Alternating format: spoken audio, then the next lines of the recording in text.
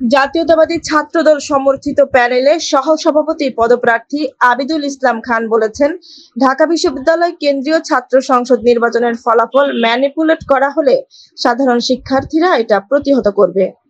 নির্বাচনের ফল সঠিকভাবে হলে নিজেদের প্যানেলের বিজয়েরও প্রত্যাশা ব্যক্ত করেন তিনি। আজ মঙ্গলবার বিকেলে ঢাকা বিশ্ববিদ্যালয়ের মধুর ক্যান্টিনে এক সংবাদ সম্মেলনে আবিদুল ইসলাম এসব কথা বলেন। এর আগে সকাল ৮টা থেকে বিকেল ৪টা পর্যন্ত ডাকসুর ভোট গ্রহণ অনুষ্ঠিত হয়। ভোট গ্রহণ শুরুর পর সকাল থেকে শান্তিপূর্ণ ও উৎসবমুখর পরিবেশে বেশ স্বতঃস্ফূর্তভাবেই ভোট দিতে আসেন ভোটাররা। তবে বেলা বাড়ার সঙ্গে সঙ্গে প্রায় সব প্যানেলের প্রার্থীদের পাল্টাপাল্টি নানা অভিযোগ বাড়তে থাকে। এছাড়া একজন পুলিং অফিসারকেও অব্যাহতি দেওয়া হয়েছে। সংবাদ সম্মেলনে আবিদুল ইসলাম বলেন, আমরা আশা করেছিলাম সুষ্ঠু নির্বাচন হবে, কিন্তু প্রশাসন চরম ব্যর্থতার পরিচয় দিয়েছে।